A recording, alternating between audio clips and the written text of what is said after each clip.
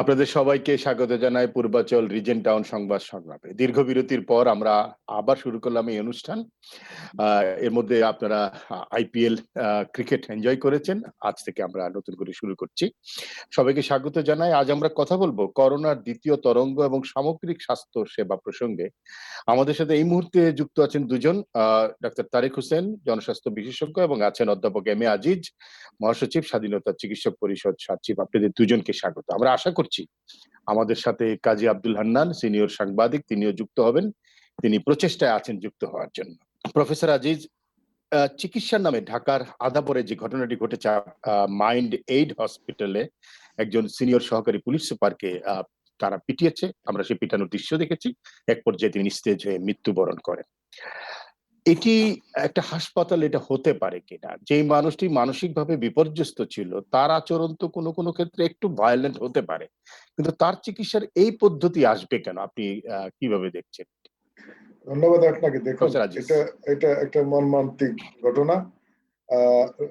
Patient যেই হোক, সে মানসিকভাবে হোক, মাদকাসক্ত হোক, যেভাবেই হোক, হুম, এই সমস্ত ক্ষেত্রে পেশেন্ট ভায়োলেন্ট হতে পারে, এটা স্বাভাবিক।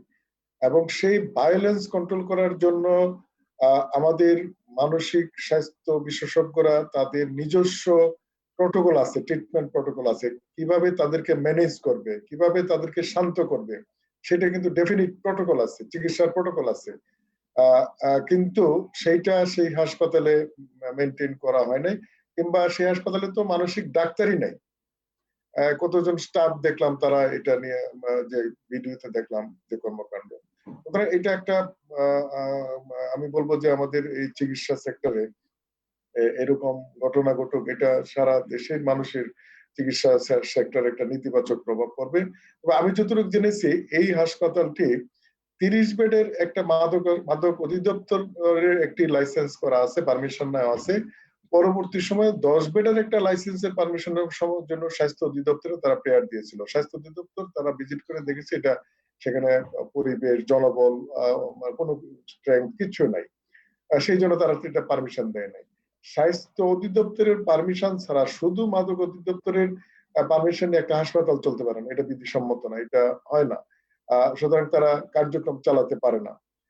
সেই প্রেক্ষাপটে আমি মনে করি যে এখানে যে ঘটনাটি ঘটেছে, এখানে যে আমরা ভিডিওতে যে দেখলাম, অলরেডি আমাদের আইন শৃঙ্খলা বাহিনী তাদের উদ্যোগ নিয়েছে এবং তাদেরকে অ্যারেস্টও করেছে এবং তাদেরকে রিমান্ডেও নিয়েছে। আমরা আশা করি এটা একটা সুফল, আমরা আসল ঘটনা বেরিয়ে আসবে। তবে আমরা যা দেখলাম যে পেশেন্ট যদি ভায়োলেন্ট ছিল এবং অ্যাগ্রেসিভ ছিল, সেই প্রেক্ষাপটে তারা যে পদ্ধতিতে তাকে ম্যানেজ করতে গেছে, এখানে পেশেন্ট উত্তেজিত ছিল। সেই প্রেক্ষাপটে সে যদি অসুস্থ থাকে, তাহলে ওই মুহূর্তে তার হার্ট অ্যাটাক হওয়াটাই স্বাভাবিক হতে পারে। সেরকম হয়তো কোনো ঘটনা ঘটেছে, কিন্তু তাদের যে অ্যাটিটিউড ছিল ম্যানেজের, এটা মেনে নেওয়া যায়। এটা কোনো চিকিৎসা পদ্ধতি না। সেই ব্যাপারে আমার মনে হয় প্রফেসর আজিজ, আপনি চিকিৎসক সমাজের একজন নেতাও। সেই জায়গা থেকেই আপনার কাছে একটু জানার আগ্রহ যে এই যে বিভিন্ন হাসপাতাল সমূহের বিরুদ্ধে এরকম অভিযোগ আসে, নানা ধরনের অপচিকিৎসার অভিযোগ আছে, ভুল চিকিৎসার অভিযোগ আসে। সেগুলো তো আমরা আসলে সাধারণ মানুষ বুঝতে পারবো না। চিকিৎসকরাই বুঝতে পারবে কোন চিকিৎসাটা সঠিক ছিল, কোনটা বেঠিক ছিল। কিন্তু সাধারণ মানুষ নানা ধরনের কথাবার্তা বলে।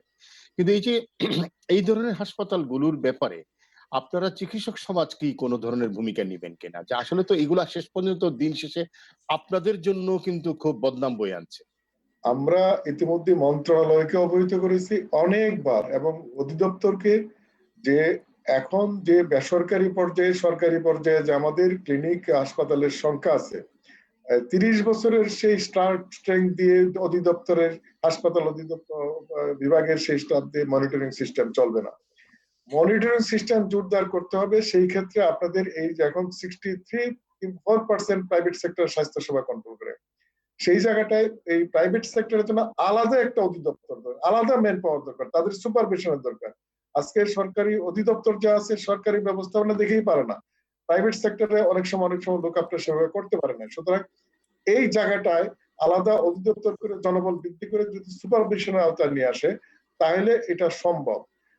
আর আমরা মনে করি যে সারা দেশে যেগুলো আপনার লাইসেন্সধারী হাসপাতাল নাই, এটা ছোট বড় যে লেভেলেই হোক, সেই জায়গাটায় সরকার তার অধিদপ্তরের মাধ্যমে যে আমাদের প্রশাসন আছে সে তার মাধ্যমে এই ক্লিনিক গুলা কিংবা অবৈধ স্থাপন ওই হাসপাতালগুলো বন্ধ করে দেওয়া উচিত।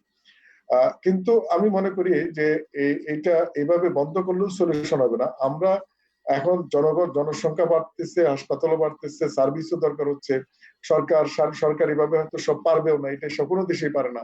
সুতরাং সেই প্রেক্ষাপটে যদি আমাদের এই আলাদা সুপারভিশনের জন্য অধিদপ্তর বাড়ানো হয়, ম্যান পাওয়ার বাড়ানো হয় সরকারি পর্যায়ে, তাহলে কিন্তু সুপারভিশনে যদি চলে আসে তাহলে কিন্তু এটা নিয়ন্ত্রণ করা সম্ভব। দেখেন এখন যে অধিদপ্তরের হাসপাতাল সেবা অধিদপ্তরে যে ম্যান পাওয়ার আছে কয়েকজন আছে, হাতে গোনা কয়েকজন, হাজার হাজার ক্লিনিক। অর্থাৎ এখানে আপনি বলছেন যে কিন্তু এখানে তো প্রযুক্তির সাহায্যে সব জায়গায় যে ভিজিট করতেই হবে নট নেসেসারি, প্রযুক্তির ইনভলভমেন্ট দিয়েও তো আমরা বিদেশে দেখি একটা প্রতিষ্ঠান চলে 3 জন মাত্র মানুষ দিয়ে, কিন্তু তারা ঠিকই সুচারুভাবে করছে। সেই বিবেচনাগুলো নিশ্চয়ই আসবে। আমি হান্নান ভাই আমাদের সাথে যুক্ত হয়েছেন, কাজী আব্দুল হান্নান, সিনিয়র সাংবাদিক, আপনাকে স্বাগত জানিয়ে আপনাকে প্রশ্ন রাখছি। এই যে মিরপুরের আদাবরের ঘটনাটা শ্যামলীতে যেটি ঘটলো, আপনি দেখেছেন যে একজন পুলিশ কর্মকর্তাকে চিকিৎসার নামে হত্যা করা হলো। এখন এটা আপনার তো আইনের দৃষ্টিতে এটি কি ধরনের অপরাধ, এটা আপনার কাছে জানতে চাই একটা। দ্বিতীয় হলো এই যে যেখানে সেখানে হাসপাতাল, যেখানে সেখানে চিকিৎসা ব্যবস্থা, যেখানে সেখানে ক্লিনিক, ডায়াগনস্টিক সেন্টার, হান্নান ভাই আপনি যদি এই বিষয়ে মন্তব্য করেন। ধন্যবাদ আপনাকে। আমি এই বিষয়ে আপনাকে শুধু আপনার শেষের প্রশ্ন দিয়ে আমি শুরু করতে চাই। আসলে বাংলাদেশে কোন সিস্টেম দাঁড়িয়ে আছে, হেলথ ম্যানেজমেন্টটা কিভাবে হবে, এর সিস্টেমটা কি হবে, এটি কিন্তু এমন একটি অবস্থায় আছে যেখান থেকে আমরা বলতে পারি না এটা ওয়েলফেয়ার স্টেটের হেলথ সিস্টেম না মার্কেট ইকোনমির হেলথ সিস্টেম। এই প্রশ্নটা আমি কেন রাখছি, কারণটি হচ্ছে স্বাস্থ্য কিন্তু অধিকার, স্বাস্থ্য প্রিভিলেজ নয়। আপনি যখন বাণিজ্যিক ভাবে স্বাস্থ্য ব্যবস্থাপনাকে নিয়ে যাবেন তখন এটা আর অধিকারের পর্যায়ে থাকে না, এটা তখন প্রিভিলেজের পর্যায়ে পড়ে। আমেরিকান হেলথ সিস্টেমটি হচ্ছে প্রিভিলেজ বেসড, নট অধিকার based, right based. whereas British, Canada বা নিউজিল্যান্ড বা এই ধরনের যে ওয়েলফেয়ার স্টেট গুলো আছে তাদের হেলথ সিস্টেমটি হচ্ছে ন্যাশনাল হেলথ সার্ভিসটি তারা গড়ে তুলেছে ওয়েলফেয়ার অর্থাৎ আন্ডারে অধিকার হিসাবে। আমরা আমাদের হেলথ ম্যানেজমেন্ট সিস্টেমটাকে কোথায় এনে দাঁড় করিয়েছি? একটু আগে ডক্টর আজিজ ভাই আমাদের সবার অতি প্রিয় বা চিকিৎসক নেতা আজিজ ভাই যে প্রসঙ্গটি নিয়ে কথা বলছিলেন, দেখুন আসলে আমাদের একটা ডিজি হেলথ আছে, আমাদের সরকারি খাত আছে, আবার এইটার ম্যানেজমেন্ট এবং মনিটরিং এর জন্য ডিজি হেলথ নামে একটা প্রতিষ্ঠান আমরা তৈরি করে রেখেছি। বাংলাদেশের বড় সংকটের আমরা কি ওনাকে একটু সংযোগ হারিয়ে ফেললে? তারেক ভাই আপনি যদি শুরু করেন এই যেই জায়গায় হান্নান ভাই ছিলেন। হেলথ একটা বেসিক হিউম্যান রাইট, আমাদের যেমন right to food, right two shelter. এই পর্যায়ে রেখে, এই মেন্টালিটি, এই স্কোপের মধ্যে রেখে যদি হেলথ ডেলিভারি আমরা জনগণকে দিতে চাই তখন কিন্তু আমরা ডিজাইনও করবো অন্যভাবে। টোটাল ডিজাইনটা আমাদের, আজিজ ভাই যেমন বললো, আমাদের তো গাইডলাইন আছে, আমাদের এসওপি আছে। কারণ ওই যে আমাদের পুলিশ কর্মকর্তা ওখানে গেলেন মাদকাসক্ত ক্লিনিকে, ওই ক্লিনিকের রেজিস্ট্রেশন নাই, ওই ক্লিনিকে স্পেশালিস্ট নাই। আর দেখবেন আপনি একটা ডাটা ইনফরমেশন যে আউট অফ 2/3 ক্লিনিক বা এই ধরনের ডায়াগনস্টিক সেন্টারে উইদাউট লাইসেন্স তারা অপারেট করতেছে কারেন্টলি। এবার আরেকটা ডাটা দেখলাম যে আউট অফ 1500 এই ধরনের ফেসিলিটির মধ্যে 15,000 ফেসিলিটির মধ্যে 5,000 তাদের লাইসেন্স রিনিউ করার জন্য অ্যাপ্লাই করেছে।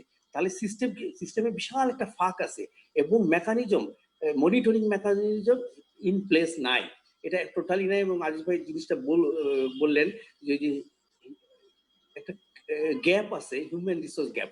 আমাদের যে হসপিটাল সার্ভিস ডিপার্টমেন্ট রয়েছে, গ্যাপ আছে, কিন্তু গ্যাপ অফকোর্স এটা ডিজিটালাইজ করার একটা প্রসেস শুরু হয়েছিল আমার যতদূর জানি, সেটা কমপ্লিট হয় নাই। কারণ এটা এখন তো সবকিছু ডিজিটালাইজ। এমন আমি একটা সিস্টেম দেখেছি, আমি জাতিসংঘে কাজ করার সুবাদে 18টা দেশে কাজ করেছি। আমি এক জায়গায় একটা দেশের সিস্টেম দেখেছি, কোন ওই সফটওয়্যারের মধ্যে যদি লাইসেন্স এক্সপায়ার হয়ে যায় ওখানে লাল ফ্ল্যাগ দেখা যায় সিস্টেমের মধ্যে। রিলিভেন্ট কর্মকর্তা জেনে ফেললেন যে ক্লিনিক এ লাইসেন্স এক্সপায়ার অথবা ক্লিনিকের এই জিনিসটা ডেফিসিয়েন্সি সিস্টেম ইন্ডিকেট করে, কিন্তু আমরা হয়তো পাশাপাশি আমাদের ম্যানুয়ালও দরকার, আমাদের লোক সংখ্যা, আমরা তো আউটসোর্সিং করে দিতে পারি।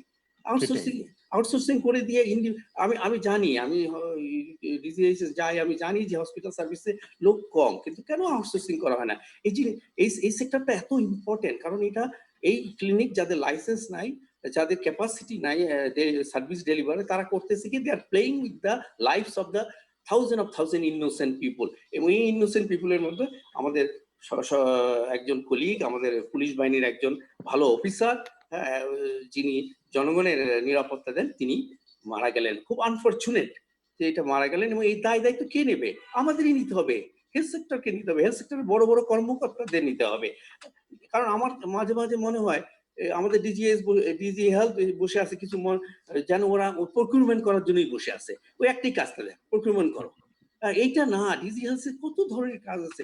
এই জিনিসটাকে কেন নেগলেক্ট করা হচ্ছে? কারণ এটাতে আমাদের ইমেজ নষ্ট হচ্ছে, আমাদের ডাক্তার সোসাইটির ইমেজ নষ্ট হচ্ছে, মানে টোটাল হেলথ সিস্টেমের ইমেজ নষ্ট হচ্ছে। আমাদের তো ক্যাপাসিটি আছে, আমাদের স্কিল আছে, শুধু সিস্টেমকে রান ডক্টর করার তারেক, এই যে একটা চিত্র যদি আপনাকে বলি যে 17,200টির মধ্যে 12,000-এর লাইসেন্স মেয়াদ উত্তীর্ণ, যারা লাইসেন্স নিয়েছিল, লাইসেন্স নেই সেই সংখ্যা তো অসংখ্য, কিন্তু যারা লাইসেন্স নিয়েছিল তাদের মধ্যে 17,000-এর মধ্যে 12,000-এর লাইসেন্স মেয়াদ উত্তীর্ণ। এটা এক সপ্তাহ আগের খবর। আসলে এটা কিভাবে চলে আসলে তাহলে? না, আসলে তো এটি এখন মনিটরিং সিস্টেমটা যে এত উইক, এখন আমাদের আজিজ ভাই আরো ভালো বলতে পারবে, আমাদের আসলে কিছু মনে হয় স্ট্রিক্ট মনিটরিং দিয়ে ডিসেন্ট্রালাইজ করে দেওয়া, ডিসেন্ট্রালাইজ করে কিছু হলেই তারা বলেন যে আমাদের ম্যান পাওয়ার কম, জনবল কম, আমাদের সারা দেশে কাঠামো নাই। কিন্তু এটা তো কাঠামোটা একটু নতুন ইনোভেটিভ চিন্তা ভাবনাও আসতে পারে যে আমি কিভাবে ডিজিটালি আমি এটাকে মনিটর করতে পারি, আমি কিভাবে আউটসোর্সিং বা কন্ট্রাক্ট আউট করতে পারি। এই ধরনের অনেক ইনোভেটিভ চিন্তা ভাবনা করেই তো আসলে এই মনিটরিংটা করতে হবে। আমরা হয়তো সেই চিন্তা করছি না। হান্নান ভাইয়ের কাছে ফিরি। হান্নান ভাই, এই যে মৃত্যুটা, এটা তো একটা অপরাধ ঘটেছে। এটা কি ফৌজদারি অপরাধ হিসেবে গণ্য হবে? আমি সেখানেই যাচ্ছিলাম, যে যেখানে একটি অপরাধ সংঘটিত হচ্ছে, কোথায় সেটি একটি ক্লিনিকে। প্রশ্নটা হচ্ছে, ওই ক্লিনিকটি কি হেলথ সার্ভিস দেওয়ার জন্য না ব্যবসা করার জন্য? এই যে মৌলিক জায়গাটি, এই মৌলিক জায়গাটি অনির্ধারিত বাংলাদেশে। কেননা ওই যে কথাটি বলছিলেন যে 17,000 ক্লিনিকের লাইসেন্স দেওয়া হয়েছে, তার 12,000-ই আপনার লাইসেন্সের মেয়াদ উত্তীর্ণ। অবস্থাটা এরকম কেন? লোকবলের সংকট বা এগুলো হলো অজুহাত। মূলত আমরা দোকান খুলেছি, ব্যবসার জন্য অনুমতি দিয়েছি। ব্যবসার জন্য অনুমতি দিলে ব্যবসা মনিটরিং করা, সেটাকে নিয়ন্ত্রণ করা, কন্ট্রোল করার জন্য একটা অথরিটি প্রয়োজন। সেই অথরিটিকে কতটুকু ক্ষমতা পান, এটা পাশাপাশি চলে আসে। দ্বিতীয়ত হচ্ছে, যখন আমি ব্যবসার জন্য দিচ্ছি তখন কিন্তু আর এটা রাইটের পর্যায়ে থাকে না, এটা তখন প্রিভিলেজের পর্যায়ে থাকে। যিনি ব্যবসা ক্ষেত্রে প্রিভিলেজ নিতে পারবেন, যার প্রিভিলেজ নেওয়ার ক্ষমতা আছে, তিনি ওই সার্ভিসটা নিতে পারেন। এখানেই আমি বলছিলাম যে বাংলাদেশের হেলথ সার্ভিসটি কি হবে, কিসের উপরে বেস করে তৈরি হয়েছিল হলো অধিকার হিসাবে। আমাদের মৌলিক অধিকারের ভিতরে অন্যতম অধিকার হচ্ছে স্বাস্থ্য, এবং সেইটাকে ভিত্তি করেই আমাদের হেলথ সার্ভিস সিস্টেমটাকে ডেভেলপ করা হয়েছিল। কিন্তু মাঝপথে এসে আমরা এটাকে একটা জগা খিচুড়ি জায়গায় নিয়ে গেলাম, যখন আমরা এটাকে প্রিভিলেজের জায়গায় নিয়ে ব্যবসায়িক লাইসেন্স দেওয়া শুরু করলাম। কিন্তু এই যে হান্নান ভাই, এই যে ব্যবসার জায়গায় যে নিয়ে গেলাম, এই যে রমরমা ব্যবসা চিকিৎসার নামে, এবং এটা প্রিভিলেজ থাকলো না, এটা অধিকার থাকলো না, এটা প্রিভিলেজে পরিণত হলো, তাহলে এটা কি শাসন ব্যবস্থার দুর্বলতা আমাদের? অবশ্যই শাসন ব্যবস্থা এই জায়গায় নিজেই স্থির করতে পারছে না সিস্টেমটা কিসের উপরে ভিত্তি করে দাঁড়াবে। আপনি চিন্তা করেন, সবচাইতে পুঁজিবাদী বিশ্বের যে অ্যাডভান্স দেশগুলো, আপনি সেই জায়গাগুলোর কথা চিন্তা করেন।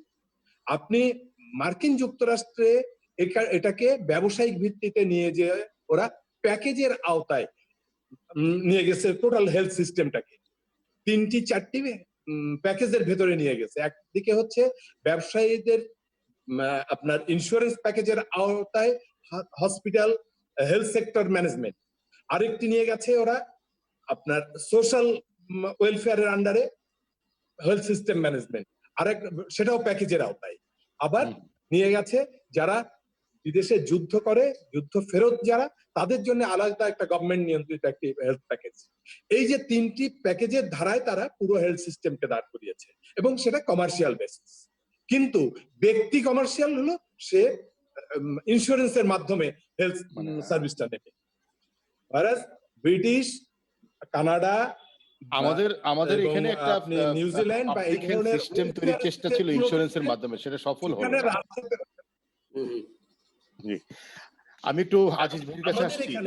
আমরা জি, আমি আসবো আপনার কাছে। আজিজ ভাই, যে কথা হান্নান ভাই বলছিলেন যে আমরা একটা পাবলিক হেলথ সিস্টেম তৈরি করতে পারলাম না, সেটা ইন্স্যুরেন্স কোম্পানিগুলোকে এড করে ইন্স্যুরেন্স সিস্টেমটাকে তৈরি করে, এবং এটা একটা আমাদের শাসন ব্যবস্থা হয়তো জনগণের এই জায়গাটার কথা ভাবছে না। অন্যদিকে যেটা তারেক ভাই বলছিলেন, প্রযুক্তি এবং কন্ট্রাক্ট আউট সিস্টেম বা আউটসোর্সিং, এই জায়গাগুলো পসিবল কিনা স্বাস্থ্য সেবায়, নাকি ডিজি হেলথ আবারও চিন্তা করবে আমি ম্যান পাওয়ার নিব। হান্নান ভাই যেটা বললেন যে আমি প্রকিউরমেন্ট করব, কিন্তু সেবাটা কোথায়? দেখুন, আন্নান ভাই ঠিকই বলেছে। আন্নান ভাইয়ের সাথে আমি একমত। সেই লাইনেই যেতে হবে। আমরা চিকিৎসক হিসাবে আমরা মনে করি যে যখন আমরা একজন চিকিৎসক হিসাবে আমরা সরাসরি একজনের পেশেন্টের কাছ থেকে মনিটরিং ডিলিস্টটা আমার হাতে হবে, তখন এখানে স্বার্থের ব্যাপার থাকে, তখন দ্বন্দ্ব থাকে, পেশেন্টের রাইট এস্টাবলিশ করতে চায়, তখন দ্বন্দ্ব দেখা দেয়। কিন্তু যদি আমার স্বাস্থ্য পলিসি থাকে, স্বাস্থ্য বীমা থাকে, আমি রুগীকে চিকিৎসা দেব, আমার সাথে রুগীর মনিটরিং কোনো হ্যান্ডেলিং থাকবে না, তখন সম্পর্কটাও আমার রুগীর সাথে ভালো থাকে। এটা ঠিকই আছে, ওনার সাথে আমি একমত। তবে সরকার যে একদম চিন্তা করছে না স্বাস্থ্য ব্যবস্থা নিয়ে, আমি সেটাও মনে করছি না। সরকার অলরেডি আমাদের দেশে 7টা কি 8টা জায়গায় পাইলট প্রজেক্ট শুরু করেছে এই স্বাস্থ্য সবার জন্য স্বাস্থ্য সুরক্ষা কর্মসূচি, যেটা এই স্বাস্থ্য বীমা, এ নিয়ে কাজ শুরু করেছে। এবং সরকারের যে পলিসিগুলো এখন পর্যন্ত আমি মনে করি আছে, যে গত এক যুগের কথা যদি চিন্তা করেন, এক যুগের আগের স্বাস্থ্য ব্যবস্থা, আমাদের এখনকার স্বাস্থ্য ব্যবস্থা, আমাদের হাসপাতালের বেড বৃদ্ধি, বিভিন্ন হাসপাতাল, ইনস্টিটিউট, স্বাস্থ্য শিক্ষা প্রতিষ্ঠান, নার্সিং, অন্যান্য সব মিলেই আমাদের বিশেষায়িত স্বাস্থ্য ব্যবস্থা, আমাদের ইউনিভার্সিটি, সব মিলেই কিন্তু স্বাস্থ্য সেক্টরে ব্যাপক একটা পরিবর্তন হয়েছে। এবং আপনার মাঠ পর্যায়ে কমিউনিটি ক্লিনিক দিয়ে প্রাথমিক পর্যায়ে প্রান্তিক জনগোষ্ঠীর জন্য যে স্বাস্থ্য সেবা, সব মিলে কিন্তু আমরা অনেক আন্তর্জাতিক অ্যাওয়ার্ডও পেয়েছি আমাদের স্বাস্থ্য সেক্টরে। এগুলো কিন্তু চলছে। কিন্তু একটা জায়গায় আমি বলবো যে সরকারের এই জায়গাটার দৃষ্টিভঙ্গি করতে হবে। এটা আমি গুরুত্ব সহকারে বলছি যে সরকারের, রাজনৈতিক সরকারের অনেক কমিটমেন্ট, আন্তরিকতা কাজ করার চেষ্টা করছে। কিন্তু এই যে ডক্টর তারেক যেটা বললো যে অধিদপ্তরে বসে যে কথাগুলো বললো, এটা অধিদপ্তরের ব্যাপার না, মন্ত্রণালয়ের হইলো আমাদের স্বাস্থ্য সেক্টরের মূল পলিসি নির্ধারণের ব্যাপার। অধিদপ্তর মাঠ পর্যায়ে সেটা ইমপ্লিমেন্টেশন করে। মন্ত্রণালয় এই সারাক্ষণ তদবির বাণিজ্য, আপনার এই যে ক্রয় বাণিজ্য, এইগুলো নিয়ে সারাক্ষণ ব্যস্ত। তাহলে 80-র দশকে যে আন্দোলনটা হয়েছিল, এটা হান্নান ভাইয়ের মনে থাকার কথা, তাহলে বিসিএ স্বাস্থ্য ক্যাডার না করে তাহলে স্বাস্থ্য ক্যাডার বানানো থেকে একটা ভুল সিদ্ধান্ত ছিল। আমরা আসলে অন্য একটা প্রো পিপল স্বাস্থ্য সিস্টেম তৈরি করার কথা বললাম, আমরা কিন্তু আমলাতন্ত্রের মধ্যে ঢুকতে চাইলাম। আমি এটাই আসছি। আমরা ওই যে আপনি এরশাদ আমলের যে আন্দোলনের কথা বলছেন, সেটা যেটা ছিল, ক্যাডার তো আগেই ছিল। তারা রিজিওনাল অথরিটি করে স্বাস্থ্য ক্যাডারটা ভাঙার কথা বলছিল। সেই জায়গাটায় ডাক্তাররা রিয়েক্ট করছিল। কিন্তু আমরা যেটা মনে করি যে এখনকার প্রেক্ষাপটে এক্সিস্টিং যে ব্যবস্থা, এটা রেখেই রিমডেলিং করে কিন্তু করা যায়। যেমন আমি একটা এক্সাম্পল দিই, কিন্তু বিসিএস স্বাস্থ্য ক্যাডার না করে ডাক্তারদের, নার্সদের, স্বাস্থ্যকর্মীদের নিয়োগটা কি অন্য একটা স্বতন্ত্র পদ্ধতিতে করলে ভালো হবে না? আপনার সাথে আমি একমত। যদি আজকে স্বাস্থ্য কমিশন করা যায়, স্বাস্থ্য কমিশনের আন্ডারে এই হেলথ সেক্টরে সবকিছু থাকবে, এই কমিশনের আন্ডারে আপনার স্বাস্থ্য ব্যবস্থা পরিচালিত হবে। কিংবা দেখেন কোন দেশে আছে, কানাডাতে যেমন আছে চিফ মেডিকেল অফিসার, সে কিন্তু সরাসরি প্রেসিডেন্টের কাছে লায়াবল, প্রধানমন্ত্রীর কাছে লায়াবল না। আমাদের দেশেও দেশ স্বাধীন হওয়ার আগে আমাদের এই স্বাস্থ্য এইরকমই ছিল, একজন ডিজি ছিল, তার আন্ডারে সব ছিল, তারা মন্ত্রণালয়ে কোঅর্ডিনেশন রাখতো, সেটাই ছিল। কিন্তু আমি যেটা বলতে চাচ্ছি যে এখন ধরেন আমরা বড় আকারে কিছু করতে না যাই, যদি আবার আমরা যদি এই ব্যবস্থা রেখেই, আমি একটা এক্সাম্পল দিই, সিম্পল এক্সাম্পল দিয়ে বলি। দেখেন এই যে হেলথ সেক্টরে যে গত কয়েক মাসে কেনাকাটার দুর্নীতির চিত্রটা আমরা দেখলাম, সেটা নিয়ে আমি বলি। সেটাতে আমরা লক্ষ্য করলাম যে প্রশাসন, স্বাস্থ্য মন্ত্রণালয় থেকে তারা বোঝানোর চেষ্টা করছে ডাক্তাররা ম্যানেজারিয়াল জবটা পারে না, প্রশাসন দেখতে পারে না, এই জন্য এগুলো হচ্ছে। আসলে কিন্তু ব্যাপারটা তা না। আমরা যারা চিকিৎসকদের সংগঠন, আমরা কিন্তু বারবার বলে আসছি, আমার যে চিকিৎসক এই ইউচুপু সিভিল সার্জন ডাইরেক্টর প্রিন্সিপাল হবে, তাদেরকে এই আয়ন ব্যয়ন কর্মকর্তা প্রশাসনিক ট্রেনিং দেওয়া হোক। কিন্তু দুঃখজনক হলে আমরা এটা করতে পারি নাই। তারা এই ট্রেনিং ব্যবস্থা কিন্তু স্বাস্থ্য নীতিতে একটা ট্রেনিং সেন্টারের ব্যবস্থা ছিল, এইটা আদৌ হয় না। এই কাজটা তো অধিদপ্তর পারে না, মন্ত্রণালয় করতে হবে। আমরা এর আগেও আন্দোলন করেছি, প্রকৃতির আন্দোলন করেছি, এটা ছিল। রিফর্ম তো একটা চলমান প্রক্রিয়া, রিফর্ম একটা চলমান প্রক্রিয়া। সেই জায়গা থেকে এই জায়গাটা রিফর্ম ডক্টর তারেক কিভাবে দেখেন? আমরা খুব ছোট্ট করে, আমাদের বিরতির সময় হয়েছে, কিন্তু তার আগে আপনার কাছে শুনি। না, আমিও আসলে ওটাই বুঝাইছিলাম যে যেটা আজিজ ভাই বললো ঠিকই। এটা মন্ত্রণালয়ের হচ্ছে, মন্ত্রণালয়ের এগুলো সব পলিসি, তারপর রেগুলেশন, যেটা আমাদের ডিজিএস এটা ইমপ্লিমেন্ট করবে। কিন্তু আসলে ডিজিএস এর কিন্তু যেই বর্তমান যে রোল, সেই রোলে বিয়ন্ড একটু যাইতে হবে, তাদের কিছু আগায় আসতে হবে। কারণ তারা তো আসলে আমাদের মিনিস্ট্রির মন্ত্রণালয় কিন্তু না, ডিজিএস, তারপর ডিজিএফপি বা এই ধরনের যারা সংস্থা, এটাই ডাক্তারদের অফিসিয়ালি অ্যাডমিনিস্ট্রেটিভলি রিপ্রেজেন্ট করে।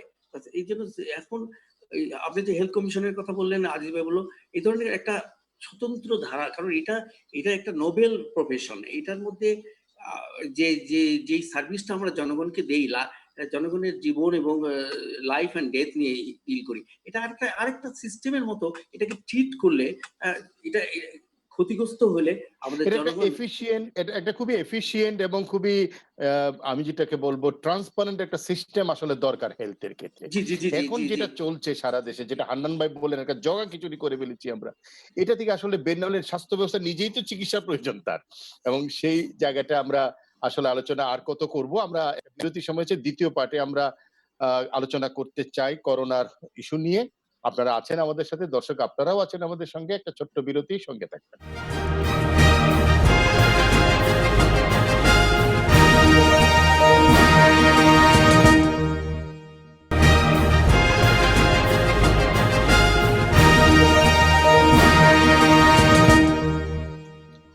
আরেকবার স্বাগত পূর্বাচল রিজেন্ট টাউন সংবাদ সংলাপে। সঙ্গে আছি সৈয়দ ইশতিয়াক রেজা। ৩ জন অতিথি আছেন, পরিচয় করিয়ে দিচ্ছি। অধ্যাপক ডাক্তার এম এ আজিজ, মহাসচিব স্বাধীনতা চিকিৎসক পরিষদ সচিব, ডাক্তার তারেক হোসেন, জনস্বাস্থ্য বিশেষজ্ঞ, এবং আছেন কাজী আব্দুল হান্নান, সিনিয়র সাংবাদিক। ডক্টর তারেক, এই পর্যায়ে করোনা নিয়ে কথা বলতে চাই। সবাই যে বলছে যে দ্বিতীয় ওয়েভ, দ্বিতীয় তরঙ্গ, যদি বলি, অতি সম্প্রতি যে হিসাবটা বের হচ্ছে, সারা বিশ্বে দৈনিক সংক্রমিত হয়েছেন ৫ লাখের বেশি মানুষ। তাহলে কোন দিকে যাচ্ছে পরিস্থিতিটা আবার করোনা ভাইরাসের কথা যদি বলি? আসলে এটা নিয়ে অনেক আলোচনা চলছে। পরিস্থিতি, আমাদের কেস তো বাড়ছে, অনেক জায়গায় লকডাউন শুরু হয়েছে, অনেক জায়গায় আদার মেজার্স যেগুলো আগে নেওয়া হয়েছিল পশ্চিমা দেশে, সেই সব দেশে নেওয়া হচ্ছে। আমাদের এখানেও এটা আঘাত লাগছে। আমাদের প্রধানমন্ত্রী বারবার বলছিলেন যে শীত আসছে, শীতের সময় আমাদের সাবধানে থাকতে হবে, সংখ্যা বাড়বে।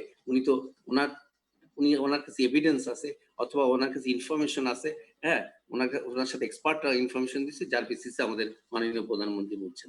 এরপরে আমরা দেখলাম প্রশাসন নড়ে চড়ে বসলো, বিভিন্ন জায়গায় আমাদের বিভাগীয় কমিশনাররা প্ল্যান করে ঢাকাতে ক্যাবিনেট মিনিস্ট্রিতে, ক্যাবিনেট সেক্রেটারিকে পাঠালো। সুতরাং কিছু চলছে। আমাদের জিনিস আমার কাছে মনে হয় কি জানেন, আমি হয়তো দু একজন একমত হবে না, সেকেন্ড ওয়েভ, থার্ড ওয়েভ, এগুলো নিয়ে আমি খুব একটা চিন্তা করি না। আমাদের দেখেন ইনফেকশন রেটটা তো বিলো 10% এখনো যায় না, এবার এদের 5% রেটে। কিন্তু আমাদের পরিস্থিতিটা তো এক ধরনের চিত্র দিচ্ছে, কিন্তু ধরেন এই যে ইউরোপে আবার কি ধরনের পরিস্থিতি সৃষ্টি হচ্ছে, আপনারা তো খোঁজ খবর রাখেন। আমরা তো ইটালি দেখছি যে আবার একটু সংখ্যাজনক জায়গায় চলে যাচ্ছে, স্পেন, জার্মানি এইসব জায়গায় যাচ্ছে, লন্ডনে আবার নতুন করে লকডাউন শুরু হয়েছে। সংখ্যার জায়গাটা কোথায় তাহলে? কারণ আমরা তো কানেক্টেড ওয়ার্ল্ড, আমরা তো বিচ্ছিন্ন কিছু নেই। না, সেটাই আমরা তো যদি রিকভার করতে চাই, we have to recover all together, সবাই মিলে রিকভার করতে হবে।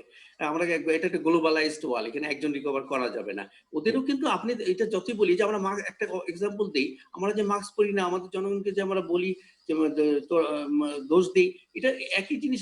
জার্মানিতে মিছিল হচ্ছে মাস্কের এগেনস্টে।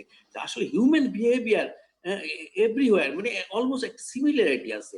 সবকিছু ওপেন করে দেওয়া হয়েছিল, স্কুল কলেজে ওপেন করে দেওয়া হয়েছিল অনেক জায়গায়, খুব কম সংখ্যক, কিন্তু আদার্স কারখানা যেহেতু জীবন জীবিকার প্রয়োজনে ওখানে অনেক কিছু বড় বড় মল খুলে গেছিল, ভাইরাস আবার সারফেসড হয়ে আসছে। সুতরাং এটা এটা ট্রেন্ডটা, এটা রিজনটা, যে কারণগুলি আমাদের মানে একটা, আপনি যে অ্যানালাইসিস করে দেখেন আমরা যেভাবে বিহেভ করতেছি, ইউরোপিয়ানরাও সেভাবে বিহেভ করতেছে, বা একটা ডেভেলপ কান্ট্রি যেভাবে করে, একটা ডেভেলপিং মিডিল ইনকাম কান্ট্রিও করে। এখানে হলো যে আমাদের মেজার্স গুলি কিভাবে নেওয়া হচ্ছে, আমাদের মোটিভেশন কিভাবে নেওয়া হচ্ছে, আমাদের ইনফরমেশন ক্যাম্পেইনটা কি স্ট্রাকচারাল হচ্ছে কিনা, আমরা জনগণের কাছে আমাদের বার্তা পৌঁছাই দিতে পারতেছি কিনা, এই অনেকগুলি ফ্যাক্টর এখানে। তারপর আমরা দেখেন আমাদের একটা কন্টেস্ট আছে, আমরা যখন মার্কসের কথা বলি, আমাদের দেশের জনগণরা যারা গ্রাসরুট লেভেলে, আমরা অনেক সময় আমার মনে হয় যে মার্কসটাকে সাবসিডাইজ করে দেওয়া দরকার। মার্কসটা সাবসিডাইজ করে দিলে হয়তো, এবং ওয়াইডলি অ্যাভেলেবল হলে আমাদের জনগণ আরো বেশি মার্কসটা ইউজ করবে। এইটা হয়তো ইউরোপিয়ান কন্টেস্ট না। সুতরাং এখন কিন্তু আসলে, আর উইন্টারের সময় তো আমাদের এটা হলো ফ্লু সিজন, তাই না?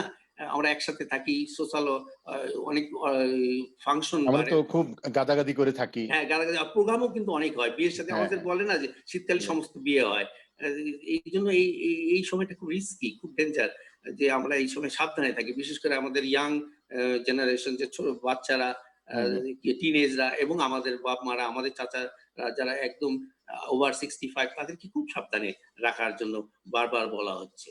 এই আর কি, যে টোটাল কন্টেস্ট আমাদের একটু চিন্তার ব্যাপার আছে। হান্নান ভাই, এই যে প্রধানমন্ত্রী তো বেশ কয়েক দফা সতর্কতার কথা বললেন এবং তিনি বেশ সাবধান করছেন সবাইকে। কিন্তু সামগ্রিকভাবে প্রশাসনিক জায়গা থেকে, আমাদের সমাজ সচেতনতার জায়গা থেকে, স্বাস্থ্য ব্যবস্থার প্রেক্ষিত থেকে আপনি এই সচেতনতা দেখছেন কিনা? ধন্যবাদ। আসলে বিষয়টি রাষ্ট্র পরিচালনার জন্য প্রধানমন্ত্রীর যে দায়িত্ব, তিনি সেই দায়িত্ব বোধ থেকেই কিন্তু জাতিকে সতর্ক করছেন। বারবার করে তিনি দ্বিতীয় ওয়েভের ব্যাপারে সতর্ক করছেন তার প্রশাসনকে এবং জনসাধারণকে। এখন প্রশ্নটা দাঁড়িয়েছে অন্য জায়গায়। জায়গাটি হচ্ছে কিছু ভুল মেসেজ আমরা এর মধ্যে দিয়েছি জনসাধারণকে।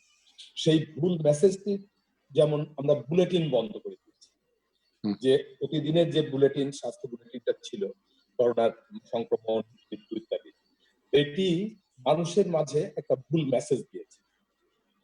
মানুষ তখন যে সতর্ক হওয়া দরকার, এই উপলব্ধিটি ছিল, সেই উপলব্ধির জায়গা থেকে সরে এসেছে যে গভর্নমেন্ট যখন এই জায়গাটা শিথিল করে দিয়েছে, তাহলে বোধহয় করোনা করে কিছু বা এখন অত আতঙ্কিত হওয়ার কারণ নেই। আবার জীবনযাপন, এই কথাও তো সত্য, এসব ব্যাপারে ফেসবুকে ট্রলও হচ্ছিল, কেন বুলেটিন আর এটাই দিবে। অবশ্যই। আবার জীবনযাত্রা স্বাভাবিক করে আনার যে প্রক্রিয়া, সেই প্রক্রিয়ায় আমরা যে সমস্ত পদক্ষেপগুলো নিয়েছি, এই পদক্ষেপগুলো কিন্তু মানুষকে সে ভিতরে ভুল মেসেজ দিয়েছে। যে জন্যে আমরা মাথায় রাখিনি যে গতবার যখন যে সময়ে সারা বিশ্বে এই কোভিড-19 ছড়ালো, সেই সময়টি ছিল শীতকাল। অর্থাৎ শীতকালের যে আবহাওয়া, পারিপার্শ্বিক অবস্থা, সেই পারিপার্শ্বিক অবস্থার ভিতর দিয়ে এই কোভিড-19 যে ভাইরাস, এই ভাইরাসটি আপনার ডেভেলপ করে এবং বিকশিত হয়। আমরা সেই জায়গাটি মাথায় রাখলাম না এমন সময়ে, যে সময় আমার শীত তার প্রান্তে। দ্বিতীয় জায়গাটি হচ্ছে, আমরা বাণিজ্যিক স্বার্থে এবং জীবনযাত্রা স্বাভাবিকরণের, যেহেতু এখন গ্লোবাল ভিলেজ, আমার অর্থনীতি কিন্তু বহির্বিশ্বের সাথে যুক্ত, সম্পর্কিত। এখন সেই জায়গায় আমরা বিদেশ থেকে পণ্য আনা নেওয়ার স্বার্থে হোক, আর বাণিজ্যিক আমাদের রেমিটেন্সের প্রয়োজনে হোক, লোকের আসায় যাওয়া আমরা বন্ধ করতে পারবো। যেহেতু পারবো না, সেহেতু আমাদের ভিতরে যে উপলব্ধিটা জাগ্রত ছিল, যে আইসোলেশনে থাকা, কোয়ারেন্টাইনে থাকা, তারপরে মাস্ক পরা, প্রিভেন্টিভ যে মেজার গুলো আমাদের কথা ছিল, সেই জায়গায় আমরা জনমনে ভুল মেসেজ দিয়ে একটা শৈথিল্য এনে দিয়েছি। সেই শৈথিল্যের জায়গা থেকে আবার আপনি পুরোনো জায়গায় যদি ফিরিয়ে নিতে চান, তাহলে আপনার কিন্তু আগের চাইতে অনেক বেশি কাঠখড় পোড়ানোর প্রয়োজন হয়। কিন্তু সরকার তো একটা জায়গায় খুব শক্ত অবস্থান নিয়েছে, নো মাস্ক নো সার্ভিস, সেবা পাবে না সরকারি অফিসে। সার্ভিসের জায়গায় কতটা এটা কার্যকর হচ্ছে, এটি দেখার বিষয়। আমি আজকেই ব্যাংকে গিয়েছি। ব্যাংকের ব্যাংকের গার্ড যখন বলছে মাস্ক পরিহিত নয় এমন একজনকে বলছে যে আপনি মাস্ক পরেন, সে হেসে উড়িয়ে দিয়ে সে পকেট থেকে একটা মাস্ক বের করে কোন রকম মুখে দিল, নাকে দিল না, এমন ভাবে সে ব্যাংকে ঢুকে গেল। এখন একটা ভ্যালিউড ক্লায়েন্টকে কিন্তু ব্যাংক কখনোই অসন্তুষ্ট করে না। মাস্কের ব্যাপারে একটা শক্ত অবস্থান দেখলাম খুলনায়, মানুষদেরকে ফাইন করছে, মানে এবং শক্ত হাতে প্রশাসন এক ধরনের ব্যবস্থা নিচ্ছে। এই যে প্রশাসনিক পদক্ষেপ কিছু নিচ্ছে হান্নান ভাই, যে মাস্ক না পড়লে জরিমানা করছে, খুলনাতে আমরা দেখলাম। নো মাস্ক নো সার্ভিস, সচিবালয়ে কাউকে ঢুকতে দেওয়া হচ্ছে, এগুলো নিশ্চয়ই একটা ইতিবাচক ফল আনবে নাকি? এগুলো তো একটা ইতিবাচক ফল তো অবশ্যই আনবে অন্তত ওই জায়গায়, কিন্তু এটা তো ব্যাপক পাবলিক প্লেস নয়। আমাদেরকে দেখতে হবে যে পাবলিক প্লেসে এই মনিটরিংটা কতটুকু হচ্ছে। পাবলিক প্লেসে মানুষের অ্যাওয়ারনেসটা যদি বিল্ড আপ না করা যায়, রেস্ট্রিক্টেড এরিয়ায় যতই আপনি করেন না কেন, রেস্ট্রিক্টেড এলাকায় যায় হলো সিলেক্টেড পার্সনরা। আমাকে ব্যাপক জনগোষ্ঠীর ভিতরে যদি আমি না নিয়ে যেতে পারি, তাহলে প্যান্ডামিকের যে আশঙ্কা, আতঙ্ক, ভয়ের জায়গা, সেই জায়গাটি আমার কিন্তু আবার তৈরি হবে না। আর যদি তৈরি না হয়, তাহলে আজকে হেমন্ত, শীত এবং বসন্তের মূল সময়টি কিন্তু সামনে রয়েছে। আপনি লক্ষ্য করুন গত 3 দিন 4 দিনের যে আমরা রিপোর্ট, মানে কোভিড রিপোর্ট, পরিসংখ্যান। সেখানে কিন্তু ধীরে হলেও বাড়ছে, মৃত্যুও বাড়ছে, আপনার সংক্রমণও বাড়ছে। আরো বড় ব্যাপারটি দাঁড়িয়েছে, আমাদের দেশে কোভিড চিকিৎসার ব্যবস্থা নেই, কিন্তু প্রোটোকল কিছু তো ফলো করা হয়। সেই প্রোটোকল কিন্তু একটা একটা ইউনাইটেড ফর্মেট কোনো প্রোটোকল তৈরি হয়নি, যে জন্য বিভিন্ন জন, বিভিন্ন চিকিৎসক বিভিন্ন ভাবে প্রোটোকল দিচ্ছেন। কোথাও সেটা কাজে লাগছে, কোথাও লাগছে না। আমি গতকালকেই একজন রোগী, আমার খুব নিকটজন একজনের, আজকে ঢাকায় তাকে নিয়ে আসা হয়েছে। মাত্র একদিন জ্বর, 8 দিন আগে একদিনের জ্বর ছিল তার। পরবর্তীতে 1 সপ্তাহের ব্যবধানে কাশি হওয়ার পরে তিনি টেস্ট করেছেন, এক্সরে করে দেখা গেল তার 60% আপনার লাং এফেক্ট। এই যে অবস্থায় তাকে কি প্রোটোকল দেওয়া হবে? মফস্বলের ডিস্ট্রিক্ট শহরে, যেখানে একটা মেডিকেল কলেজও আছে, সেখানেও নানান একাধিক ডাক্তার একাধিক রকমের সাজেশন তাকে দিয়েছে। যে অবস্থায় সে কিন্তু 2 দিনের ভিতরে এত ডিটোরেট করেছে যে তাকে অ্যাম্বুলেন্সে অক্সিজেন দিয়ে দ্রুত ঢাকায় শিফট করতে হয়েছে। প্রফেসর আজিজ, এই যে 8টা মাস আমাদের গেল, 8ই মার্চ থেকে 8ই নভেম্বর পর্যন্ত, এখন আমাদের আজকে 11ই নভেম্বর, 8 মাস আমরা পার করে ফেললাম। এখানে বেশ কিছু অগ্রগতি লক্ষণীয়। একটা হলো আমাদের চিকিৎসক সমাজের কনফিডেন্সটা তো অনেক বেড়েছে, আমরা দেখছি। আমাদের স্বাস্থ্যকর্মীদের কনফিডেন্সটা অনেক বেড়েছে, তারা চিকিৎসাটা অনেক রপ্ত করতে পেরেছে। সাধারণ মানুষদের মধ্যে অন্তত একটা সচেতন গোষ্ঠী তৈরি হয়েছে হাইজিনের ব্যাপারে এবং স্বাস্থ্য সুরক্ষার ব্যাপারে। তো সেইটার তো একটা ইতিবাচক ফলাফল আমরা দেখছি, যে আমাদের মানুষজনের যে ব্যাপক হারে মৃত্যু কিংবা আক্রান্ত হওয়া, সেটা আমরা দেখিনি। এর একটা তো ইতিবাচক ফলাফল আছে। কিন্তু তারপরেও এই শীত আসার কারণে প্রধানমন্ত্রী যে ঝুঁকির কথা বলেছেন, ঝুঁকির আসল বার্তাটা কি একজন চিকিৎসক হিসেবে? দেখুন, ভালোই বলেছেন আপনি। এই মাননীয় প্রধানমন্ত্রী শীত সিজনে সেকেন্ড ওয়েভ আসার সম্ভাবনা বললেন, এটা খুবই যুক্তিযুক্ত। কারণ হলো ওয়ার্ল্ডের বিভিন্ন ইউরোপ আমেরিকার কথা যদি দেখেন, সেকেন্ড ওয়েভ দাবিয়ে বেড়াচ্ছে এবং দিন বেড়ে যাচ্ছে। এবং এই মহামারীর ক্ষেত্রে সেকেন্ড ওয়েভ আসাটা খুব স্বাভাবিক। সেকেন্ড ওয়েভ আসে, সব জায়গায় আসে এবং আমাদের দেশেও আসতে পারে। সেই প্রেক্ষাপটে আমাদের দেশে শীতের সময় আমরা লক্ষ্য করে থাকবেন যে মানুষের লাঞ্চের বিভিন্ন ধরনের উপসর্গ, যেমন হাঁপানি বলেন, টনিক ব্রঙ্কাইটিস বলেন, সিওপিডি বলেন, এই সমস্ত বিভিন্ন ডিজিজ কিন্তু শীত সিজনে বেড়ে যায়। এবং সেই প্রেক্ষাপটে যদি সেকেন্ড ওয়েভ আসে এবং তার সাথে যদি কোমরবিডিটি থাকে, তাহলে তিনটাই মিলে আমাদের মৃত্যু ঝুঁকি কিন্তু বেড়ে যাওয়ার সম্ভাবনা আছে। সেই প্রেক্ষাপটে মাননীয় প্রধানমন্ত্রী সতর্ক করেছেন, সেকেন্ড ওয়েভের কথা স্বাস্থ্য মন্ত্রণালয় এবং অন্য রিলেটেড মন্ত্রণালয়গুলোকে প্রস্তুতি নিতে বলেছেন এবং মাস্কের ব্যাপারে নো মাস্ক নো সার্ভিস ঘোষণা দিয়েছেন। খুলনায় যে অভিযান চলছে, সেখানে 70% মানুষ এখন মাস্ক পরে, মানে এটা একটা উন্নতি তারা লক্ষ্য করছে। এটা একটা ইতিবাচক দিকে যাচ্ছে, ইতিবাচক দিক আমরা মনে করি। আমরা ডক্টর তারেকও একটা কথা বলেছে এবং সেটাও আমি মনে করি যে সরকারের কিন্তু এরকম একটা পরিকল্পনা যতদূর শুনেছি আছে, যে 3 কোটি মাছ হয়তো বিনামূল্যে দিতে পারে এরকম আমরা শুনেছি। যদি পাশাপাশি এবং বিভিন্ন সংগঠন থেকে আমরা দেখেছি ইতিমধ্যে মাছ বিতরণ শুরু হয়ে গেছে। যদি সরকারও দেয় এবং বিভিন্ন সামাজিক সংগঠন এনজিও থেকে যদি মাছ বিতরণ করে, আবার গভর্নমেন্টের অভিযানটাও যদি চলে, তাহলে আসলে মানুষ মাছ পড়বে এবং সচেতনতা বেড়ে যাবে। আপনি খুব সত্যি বলেছেন যে গত 8 মাসে আমাদের চিকিৎসকদের কনফিডেন্স ডেভেলপ করেছে।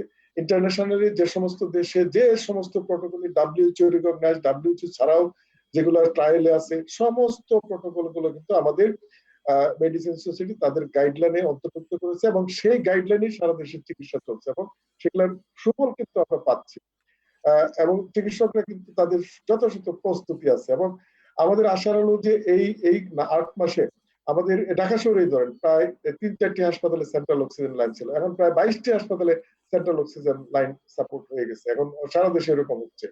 এবং সেই প্রেক্ষাপটে আমার মনে হয় যে সরকার আগের মতো যদি সেই সাপোর্টটা অব্যাহত রাখে, তাহলে আমাদের চিকিৎসকদের যে প্রস্তুতি আছে, সার্বিক ব্যবস্থাপনা যে সাপোর্ট থাকে, তাহলে সেকেন্ড ওয়েভ মোকাবেলা করা আমাদের সহজ হবে। কিন্তু একটা শঙ্কা আমার আছে, আমি আপনাদেরকে বলতে চাই যে সম্প্রতি আমাদের এই মন্ত্রণালয় থেকে আমাদের সব কাজ পরিচালিত হয়। গত সময়ে কিছু তিক্ত অভিজ্ঞতা এবং প্রশাসন ক্যাডারের এই কোভিড সময়ে চিকিৎসকরা যখন সার্ভিস দিচ্ছে, এই সময়ে প্রশাসন ক্যাডারের তাদের কিছু অফিসার আমাদের পদগুলো যারা চিকিৎসক নিয়োগ থাকে সেগুলোতে তারা ঢুকিয়ে দিয়েছে মন্ত্রণালয় থেকে। সেখানে চিকিৎসকদের একটা মতদ্বন্দ্ব আছে এবং বিভিন্ন সংগঠন প্রকৃতিও কিন্তু সে ব্যাপারে আন্দোলনে যাচ্ছে, তাদের কর্মসূচির দিকে আগাচ্ছে। সেটা যদি রাজনৈতিক সরকার যথাযথ পদক্ষেপ না নেয়, তাহলে আমরা তো এই যে আগ্রাসন, এই আগ্রাসনে যদি বন্ধ না করে, তাহলে চিকিৎসকদের সাথে একটি দ্বন্দ্ব হবে এবং এটা নেতিবাচক প্রভাব ইতিমধ্যে দেখেন চিকিৎসকদের যে থাকা খাওয়ার যে ইয়েটা ছিল, প্রটোকলটা ছিল, সেটা নিয়েও কিন্তু এখন সুরা হয় নাই, সেটা নিয়েও কিন্তু দ্বিধাদ্বন্দ্ব আছে। আর যদি এই সমস্ত কর্মকাণ্ড চলে, তাহলে একটা নেতিবাচক প্রভাব পড়বে। যেসব চিকিৎসক মারা গেছেন তাদের পরিবার সাহায্যগুলো এখনো পাচ্ছে না। দেখুন আরেকটা দেখেন, এই যে এই কোভিড সময় আমাদের প্রায় চিকিৎসক অন্যান্য সহ প্রায় 160 জনের মতো স্বাস্থ্যকর্মী মারা গেছে, ফ্রন্টলাইন ফাইটার, কিন্তু 30 জন অ্যাডমিন ক্যাডারের লোক মারা গেছে। 30 জন কিন্তু তাদের সব বেনিফিট নিয়ে গেছে, একজন ডাক্তার কিন্তু পেয়েছে, সেটা সিলেটের মইনুল প্রথম যে শহীদ হয়েছিল সে পেয়েছে। আর আমাদের 111 জন 17 জনের মতো ডাক্তার মৃত্যুবরণ করে, তারা কিন্তু একজন পেল, আর তারা 30 জনের মতো 30 জনই তারা সুবিধাটি নিয়ে নিছে। এই যে বৈষম্য, এই যে তাদের সুবিধা, তাদের হাতে যেহেতু কলম, তারাই আগে সুবিধাটা নিচ্ছে, এই যে বৈষম্যটা আমাদের মধ্যে তৈরি হচ্ছে বিভিন্ন শ্রেণী পেশার মধ্যে, এই জায়গাটা আমার মনে হয় রাজনৈতিক সরকার দৃষ্টি দিতে হবে। তা নাইলে চিকিৎসক কাছে আমলাদের যে দূরত্ব সৃষ্টি হয়েছে, এইটা কোভিড মোকাবেলায় সরকারি কর্মকর্তা হলে অসুখ হলেই প্রণোদনা পাবে, মারা গেলে পাবে, সাধারণ মানুষের কিছু নাই, তাহলে এই জায়গাটাও তো কেউ বলছে না। আমি আপনার সাথে একমত, আমরা চিকিৎসকরা কোনো সময় প্রণোদনা চাই নাই। মাননীয় প্রধানমন্ত্রী বিভিন্ন সেক্টরে দিয়েছেন, আমাদের এখন পর্যন্ত আমার জানা মতে এই চিকিৎসকরা যে 8 মাস কাজ করছে, কেউ 1 টাকা প্রণোদনা পেয়েছে বলে আমি জানি না, এখন পর্যন্ত পাই না। সুতরাং এই প্রেক্ষাপটে চিকিৎসকরা প্রস্তুতির অভাব ছিল, পিপির অভাব ছিল, মানের সমস্যা ছিল, কিন্তু ডাক্তাররা কিন্তু বসে থাকে না, তারা কিন্তু মৃত্যুবরণ। হান্নান ভাই কি এই প্রণোদনা দুর্নীতি নিয়ে কিছু বলবেন? অবশ্যই এই জায়গাটায় আজিজ ভাই কিন্তু প্রথম ধাপে প্রথম পর্বে যে আলোচনাটা আমরা করছিলাম, সেই জায়গায় কিন্তু আবার ফিরে আসতে হয়। কারণটি হচ্ছে চিকিৎসকদের ক্যাডার সার্ভিসে নিয়ে আসার পরে, চিকিৎসক ক্যাডার সৃষ্টির পর থেকে এ পর্যন্ত যা কিছু চলছে, আমরা দেখি এক ধরনের বৈষম্যের অবস্থা চলছে। চিকিৎসকদের ভিতরে বড় ধরনের একটা ফ্রাস্ট্রেশন যে তাদের একইভাবে এন্ট্রি পয়েন্টে ক্যাডারে ঢুকছে, কিন্তু তাদের পদোন্নতি সেইভাবে হয় না। আবার আমরা বিভিন্ন আপনার তাদের পোস্টিং, পদোন্নতি থেকে শুরু করে পারচেজ পর্যন্ত সবই মন্ত্রণালয়ের অ্যাডমিন ক্যাডারের যারা, তারাই নিয়ন্ত্রণ করেন, এই ধরনের অভিযোগ আমরা শুনতে পাই। তো এই যে জায়গাগুলোতে একটা দ্বান্দ্বিক সম্পর্ক নিয়ে কিন্তু সার্ভিস হয় না। সার্ভিস না, আমরা কি তাদের কাছ থেকে সার্ভিস চাই, নাকি তাদেরকে ফোর্স আরোপ করে তাদেরকে বেতনভোগ কর্মচারী বানায় রাখতে চাই, কর্মচারী হিসেবে ট্রিট করব? এই জায়গাগুলোকে আসলে রাজনৈতিক সরকারকেই কিন্তু এই দ্বান্দ্বিক অবস্থা কিভাবে নিরসন করা যায় সেটা নিয়ে ভাবতে হয় এবং ভাবা দরকার। এটা না যদি আমরা না ভাবি, তাহলে কিন্তু এই যে আমরা একটু আগে যেটা বলছিলাম যে আমাদের স্বাস্থ্য নেটওয়ার্ক, স্বাস্থ্য অবকাঠামো কিন্তু সারা বিশ্বে একটি ইউনিক অবকাঠামো, যার জন্য আমরা পুরস্কৃত হয়েছি। ডক্টর জারেগ, এই আলোচনা তো করলাম, এখন আসি একটু আন্তর্জাতিক পর্যায়ে। ফাইজার কোম্পানির যে ক্লেম যে তাদের ভাইরাসটা পরীক্ষামূলকের জায়গায় 90% কার্যকরী। আসলে আমাদের দেশে যেমন সারা পৃথিবীতে ভ্যাকসিন নিয়ে এক ধরনের আলোচনা আছে। তাহলে ফাইজার যে ক্লেম করছে তাদের ভ্যাকসিন 90% কার্যকরী, ভ্যাকসিন সিচুয়েশন আসলে কি এখন ওয়ার্ল্ডে?